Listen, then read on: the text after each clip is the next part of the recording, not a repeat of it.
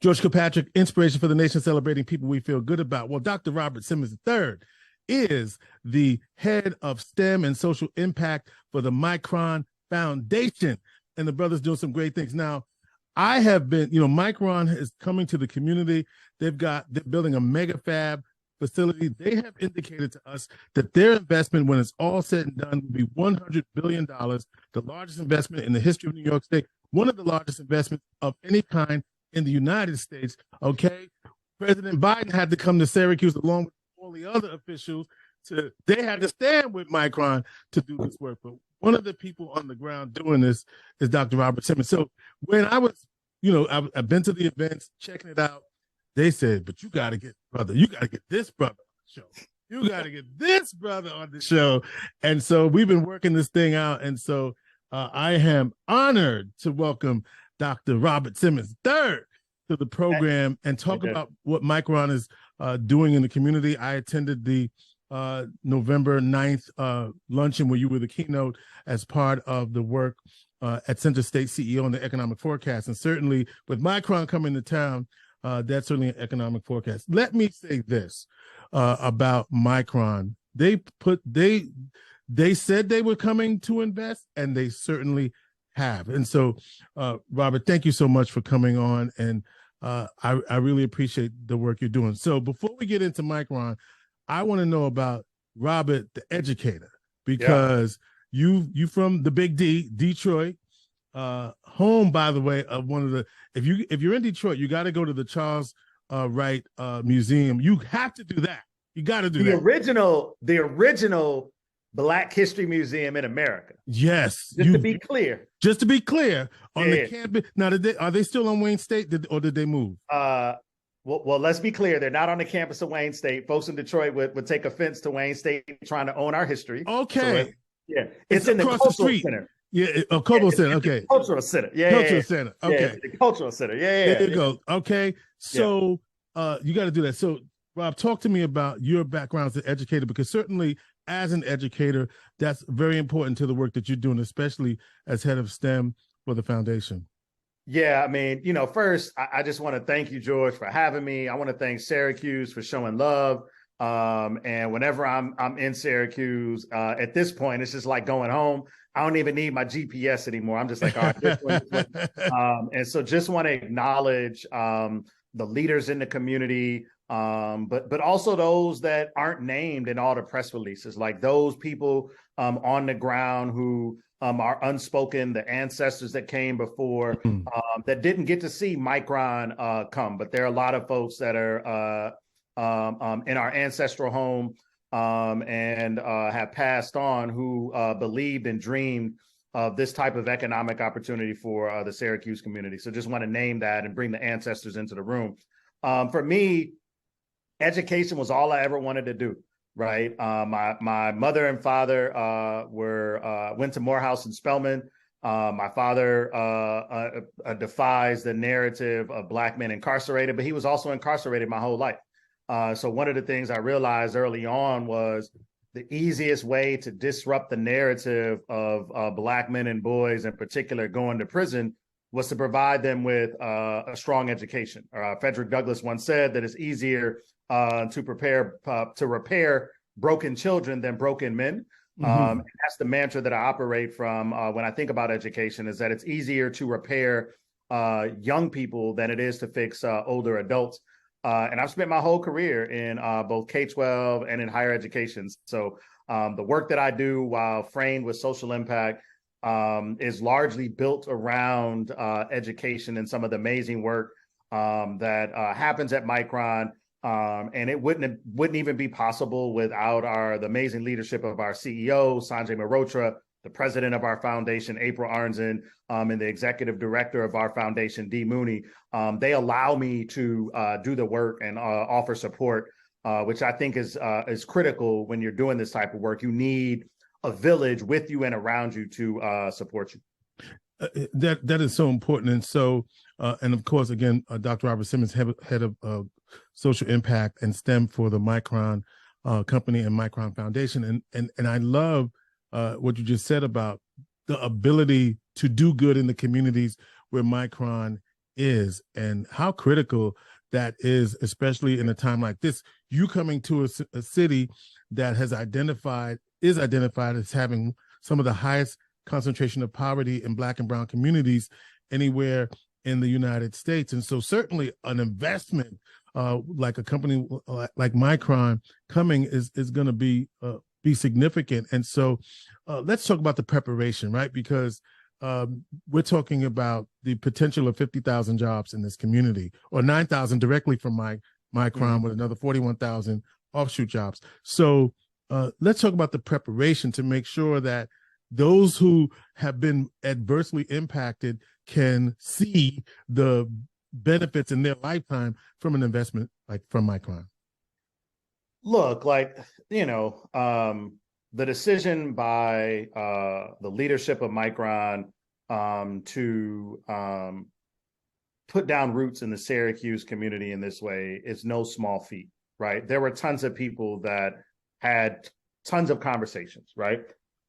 And I think that, the willingness of the Syracuse community, the Central New York community, and the state of New York, not just to be a community where we reside, but to be a partner in this is critical, right? And I think that in my time, before there was an announcement, I found folks to be warm. This was before it was cold, so I'll come back and offer shade.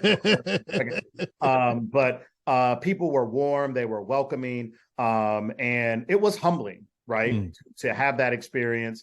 Young people were excited to learn about Micron. Elders were excited to learn about Micron. And there's a history of in Central New York and in places like Syracuse of doing amazing work in manufacturing, right? And so there's no better place that I can think of in America to do this than right in Syracuse and Clay and Central New York.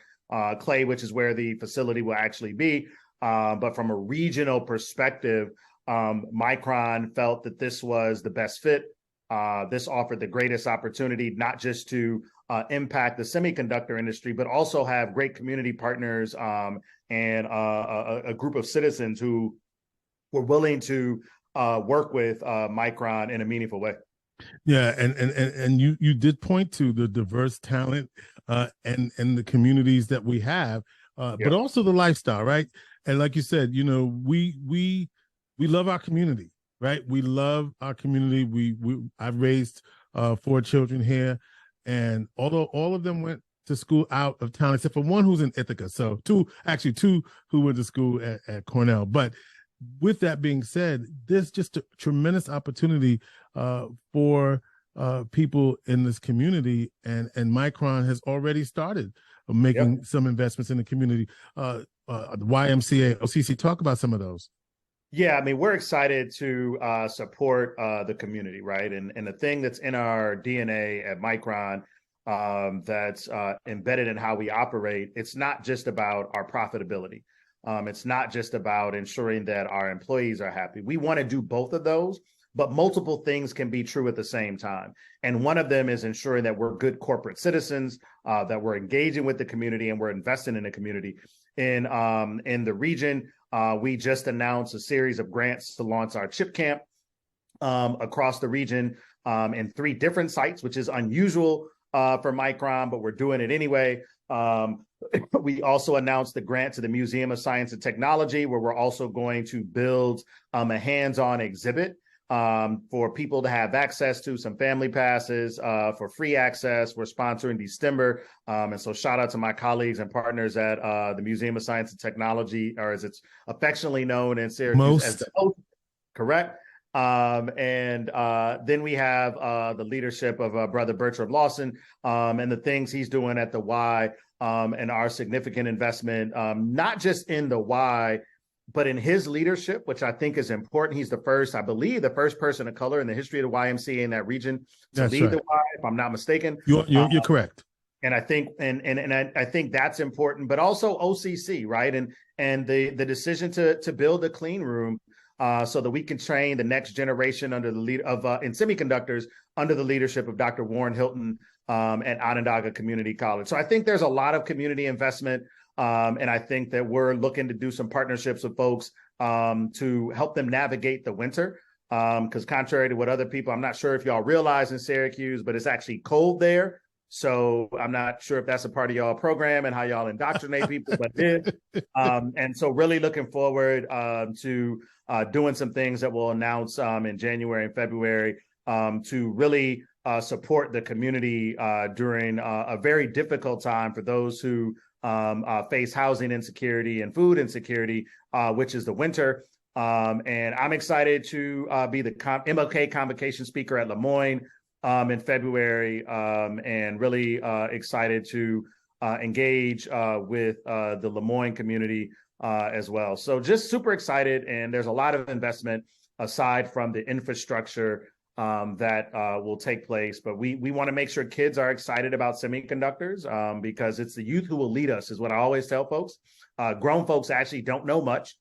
Young people are wise beyond their years, and young people will lead us into the future of the semiconductor industry. But it's important that we invest in them so that they can continue to grow and become the next generation of leaders in our industry. Dr. Robert Simmons III, he's the head of social impact and STEM at the Micron Foundation. Micron coming to Syracuse. They're bringing a mega fab campus. They're building a mega fab campus in Clay, one of the largest in the country. And so what do they actually do? It will be the largest in the country. Oh, not one of the, it will be the largest. Yeah, okay. That's what I'm going to lay out there. I'm going to have to go do my research, but I think I was told it's the largest in America, but okay. I could be wrong. All right. But it's going to be one of the largest in America, for sure. Claim it. All right. Let's just claim that it is. So, and so what, I talk about it as if everybody knows what that means and what's, let me just back up to say they're about memory. So, you got a phone here, they're about memory. Wherever, you got the 14 gig, the 20 gig, that's what they do, right? You build memory. And I just try to make it simple for folks because, well, what mega fab, what are you, semiconductor, what are we talking about? So if you could just do it, and if you could do the I'm talking to fourth graders version, or maybe eighth graders, the eighth grade version, so that people can be real clear. Yeah, I want to put a shameless plug in. We do this through our Chip Camp Girls Going Tech and Job Shadow program, right? And shout out to my colleagues, Landon Lober and Kathy Amirati, who are on the team. They help do a lot of this work. And they're actually the folks that actually do a lot of the work on the ground. So I have to bring my colleagues into this with me because I don't do it by myself. When I think about eighth graders at Memory and what we talk about at Chip Camp is we show them video game systems, computers, phones, cars, anything that you can think of that has technology that has to run. There's a semiconductor in it, right? There's a chip that takes that allows it to be turned on, turned off, and convey information from your phone to the screen, all of these other things. You need that chip in order for it to work. Doesn't matter whether it's a big computer, small computer, big phone. I'm dating myself, whether it's a cell phone in the bag back in the day by Motorola, or whether it's your cell phone, your iPhone. You need chips in these things to work, your televisions, all those things. So I think that's the best way I describe it to young people. And at Chip Camp, we actually have kids go in and start to take apart these things and find the chips that are in the gadgets and the things that they love. So it excites me because without chips, stuff doesn't work. You need places to store your memory and things that happen. And for those people that have the moment where you lose something you're working on your computer, I mean, you need memory to save those things. And sometimes you need a larger and larger capacity for memory. And that's something Micron is committed to doing, is making sure through a variety of means and mechanisms that as the need to store more data increases over the decades and years to come, that we want to contribute to that growth in society and in the United States in particular. And what's also important to remember about the work we're doing in Clay, we're bringing manufacturing back to the United States. One of the things that the United States of America does very well is manufacture things. And I always say to people, as someone who is a Detroiter through and through, from my tattoos to my t-shirts that say Detroit versus everybody, is that World War II in large part was won, right, by the U.S. and its allies, because the United States of America in Detroit, the auto industry retooled the factories to mass produce the things that our troops needed to fight against the tyranny that Adolf Hitler was propagating in Germany at the time, right? Mm-hmm. And what I say to folks all the time, that's a demonstration that when the United States of America, when we commit to doing something like mass manufacturing for the greater good, we can do anything that we put our minds to. And I fully believe that this significant investment of Micron will help lead a return to the glory days of the United States leading the world in manufacturing. Yeah, I mean, and we want to be part of those glory days. And Absolutely. I think it's so important. As you look at so education around STEM, I know that part of your investment in OCC is to prepare people for opportunities in STEM. Say more about that. Look, like, in order to work in the semiconductor space, it's important for people to realize that you don't necessarily need a college degree. You don't always need an associate's degree. You can have a PhD, master's. There are all sorts of degrees that you can have, but we have to have multiple on-ramps and off-ramps into the semiconductor industry, right?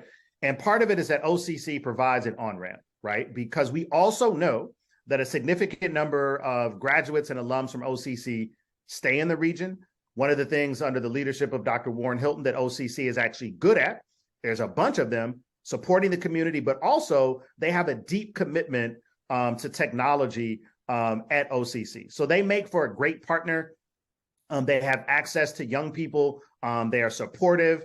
And it's just an amazing, it's amazing community at OCC. So the investment fits. We're excited to see the clean room get built. And I'm excited to work with OCC on Chip Camp because when we had at a meeting, let me tell you, Dr. Hilton and his team, they showed up and they're like, so let's get started. And I'm like, but it's late November, December. They like, so doesn't matter. Like, we're excited to do this for our kids and for our babies. And so I think that, it's an excellent opportunity to do. I think that the community, again, the education system with the P-TECH program in the region and the state is also another opportunity where young people can go to school for 6 years, 4 years of high school, 2 years of embedded training through the P-TECH program to also get additional training to work in corporations like Micron. So y'all are really doing a thing. And I think what I've also been impressed with what you're doing, and I'm saying I feel like a cheerleader, but I am in some ways am for this community, believing this community. We export a lot of talent to Charlotte and Atlanta and to Boston and to Los Angeles, right? And here's an opportunity now for us to not only maintain and grow our talent. Yes, we have 4 distinct seasons. Some people say we only have 2, but we do have 4. What's been your experience of that? Let me tell you, right? It was so cold that I was having a conversation with the chief of staff for the chancellor at Syracuse, right? And so I'm talking to Candace, and I said, you know what? I got to go. And she's like, why? What happened? I said, it's cold. I'm going to Burlington. I was the first person in line at Burlington to get a coat last time I was there last week. And I called her back and she said, well, Robert, it's only like 30. And I'm like, only? I said, man, that's no, I don't do that anymore. But for the city of Syracuse that I've grown to love and amazing people, I give folks a hard time about the winter, but I am from Detroit, went to graduate school in Minnesota. So winter is not a foreign concept. I was going to say. Yeah, so I know cold. It's just that I don't enjoy it anymore. I do enjoy the snow. That I do enjoy. And seeing kids play in the snow. I enjoy seeing adults play in the snow. I don't do too many snow activities, but I enjoy being outside with my kids in the snow. So I'm super excited for the winter. I do have to get another coat when I come back in January because apparently the one I had, even the one I bought at Burlington, they were like, oh, yeah, that'll get you through January, but you're going to need something else. So, and I think I started off by saying that we have a great community, and we are creating an opportunity for people to be able to return to the community that they love and have some of the same opportunities. Because what I'm thinking is, why do we're in Atlanta, we're in all these other places because we believe that they have greater opportunities. This your investment in the community should be a signal that you got opportunities in your very own hometown. That's right. Yeah, and I think, again, as someone who was raised in Detroit and am a Detroiter through and through, I'm guilty of the brain drain because I left Detroit in 2007. And, my mother, shout out to my mother who's in the library system, is retiring next year. Shout out to librarians everywhere because they hold a lot of sway on a lot of things, and they're important. But I think the ability for communities like Syracuse, Pittsburgh, Cleveland, Detroit, those cities in the Midwest, Gary, Indiana, that were manufacturing hubs 20 years ago to return to prominence, especially when it comes to clean manufacturing. And that's the other thing that's important to point out about Micron is that, again, no shade to those that still work in the auto industry where it isn't always clean, right? My grandfather was a hard charging auto worker in the foundry in Ford Motor Company. But the thing is that working in the foundry of Ford Motor Company contributed to his early death, right? Again, benefits and what he left behind for our family. And my grandmother was amazing with the Blue Cross Blue Shield that my grandmother used until she passed away, blah, blah, blah, is important. But the reality of it is that type of manufacturing, when we think about deaths, it has a significant impact on people who don't have college degrees and advanced degrees, because we know that in that type of manufacturing, many people with high school diplomas are the folks that are working there and GEDs. I want to leverage this as an opportunity for that not to be true anymore, where people can go to work in manufacturing and work 30 years in manufacturing and not have it be a leading cause of your death, right? And I think the clean manufacturing that people will see at Micron is an opportunity for people to work, but also to live and thrive, because without living and thriving, I always ask folks, then what are we doing here on Earth, right? And so I think that it's super important. Let's, as we close out in the last 5 minutes, get a little bit into your life. Do you have a family? Do you have kids? Talk to me. Yeah, 2 kids, amazing life partner who also works in philanthropy at the Luminate Group. And as I mentioned to you before the show, she's a proud member of Alpha Kappa Alpha sorority. And as a matter of fact, she and Evelyn Ingram from Syracuse, Evelyn and her husband came to Syracuse and we went to dinner. And I swear to goodness, they spent half the dinner talking about Alpha Kappa Alpha.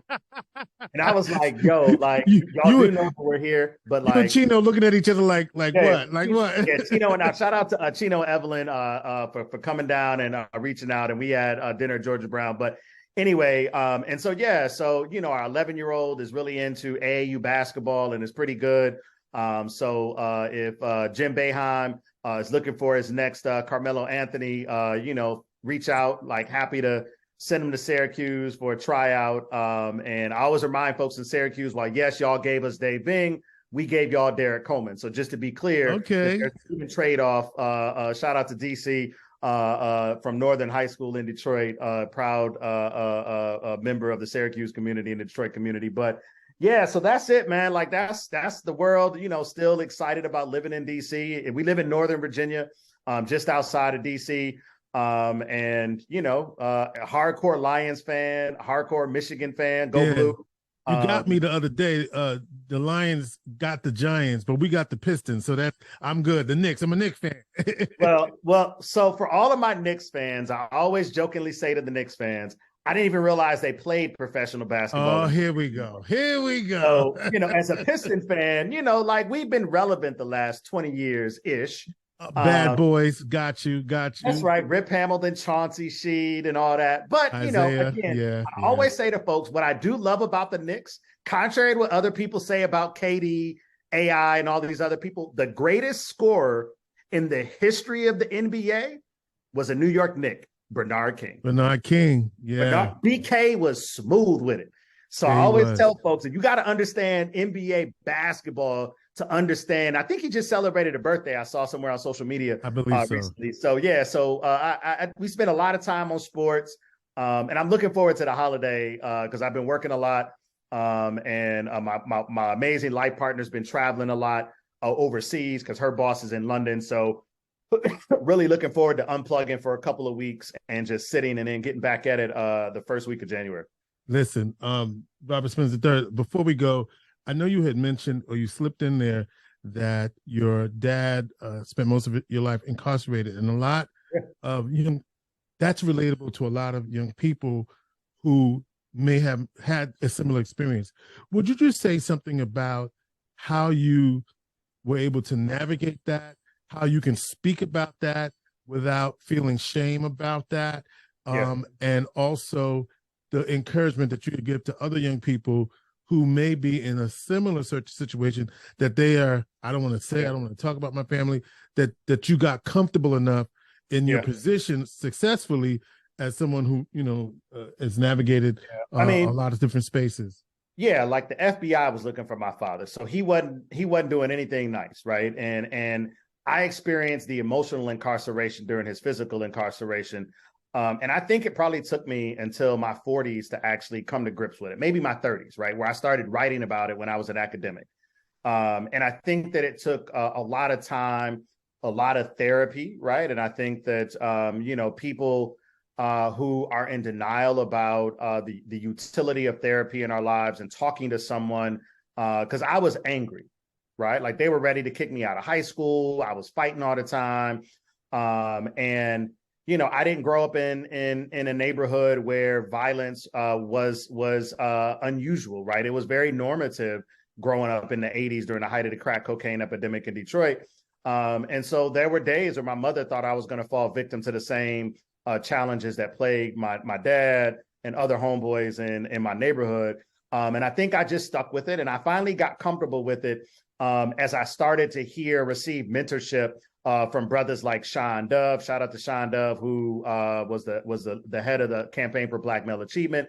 But I also realized that my story, if I didn't heal, I couldn't be a good educator to help others heal.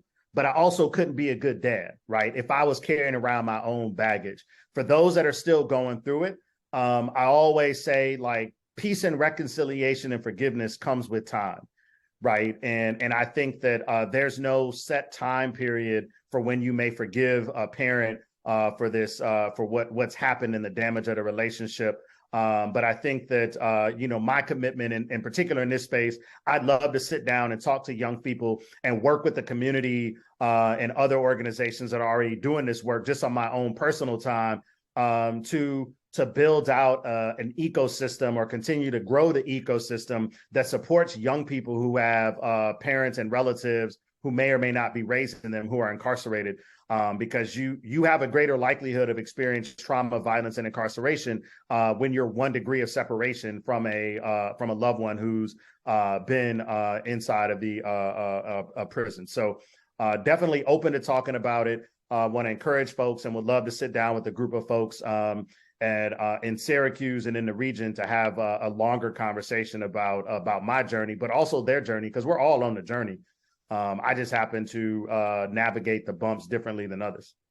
Navigate the bumps differently than others. Dr. Robert Simmons is the head of social impact and STEM programs for Micron Technology and the Micron Foundation. By the way, Focus Greater Syracuse is going to host a free virtual focus forum on Friday, December the 16th at 12:05, where County Executive Ryan McMahon is going to talk about how Micron is likely to impact Central New York over the next several years and how you can help shape that impact. And I'll leave you with any last words just to that point. How can we as a community help shape the impact of your investment in Central New York? Yeah, I'm hopeful that people will continue to share their thoughts and experiences and be a partner and a co-constructor of this space. And I think doing the co-construction and being a listener and a learner is something that I bring to the table.